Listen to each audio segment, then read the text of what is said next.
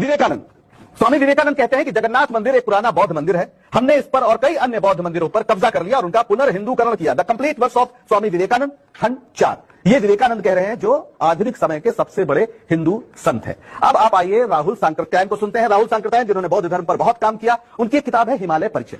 उसमें वो बद्रीनाथ के बारे में चर्चा करते हैं, जहां पर वो गए थे और उन्होंने जब मूर्ति को स्नान कराया जा रहा था उस समय जाकर देखा। और वो लिखते क्या है, मूर्ति काले पत्थर की थी जिसे शायद हथौड़े से जानबूझकर तोड़ा गया या इसे पत्थरों में फेंकते समय कुछ हिस्सा टूट गया।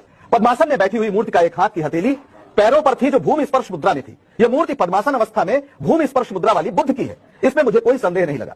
महंत ने बताया कि मूर्ति की छाती पर जनेऊ की रेखा है, लेकिन हकीकत यह है कि बुद्ध की मूर्ति है। एकांश चीवर पहने बुद्ध मूर्ति के चीवर का रूप जनेऊ जैसा ही लगता है। राहुल सांकृत्यायन ने अपनी आंखों से जो देखा उसका वर्णन किया। हालांकि वो मूर्ति ढकी रहती है और इसलिए उसकी चर्चा आमतौर पर नहीं होती। वेनसांग जो 7वीं शताब्दी की शुरुआत में भारत आया था, जब कन्नौज में हर्ष का शासन था, तब वो अयोध्या, आज के अयोध्या गया, जिसे तब साकेत कहते थे। उसने जिक्र किया कि वहां 20 बड़े बौद्ध मठ हैं जिनमें 3000 भिक्षु रहते हैं। यह अलग बात है कि आज अयोध्या में कोई बौद्ध मठ नहीं है। और कुछ इतिहासकारों का मानना है, मेरे इलाहाबाद विश्वविद्यालय के इतिहास विभाग के प्रोफेसर सुशील श्रीवास्तव थे जो दिवंगत है, उन्होंने किताब लिखी थी और उसमें भी उन्होंने कहा था कि दरअसल इस मस्जिद के नीचे अगर खुदाई हो तो एक बौद्ध मंदिर है। लेकिन बाबरी मस्जिद विवाद को जन्म देने वाली राजनीति कभी नहीं चाहती कि खुदाई का काम मुगल या सल्तनत काल से पहले तक जाए। कई इतिहासकार मानते हैं कि 8वीं शताब्दी में शंकराचार्य के नेतृत्व में बौद्धों के खिलाफ व्यापक अभियान चला, जिसके नतीजे में तमाम बौद्ध मंदिरों को हिंदू मंदिरों में बदला।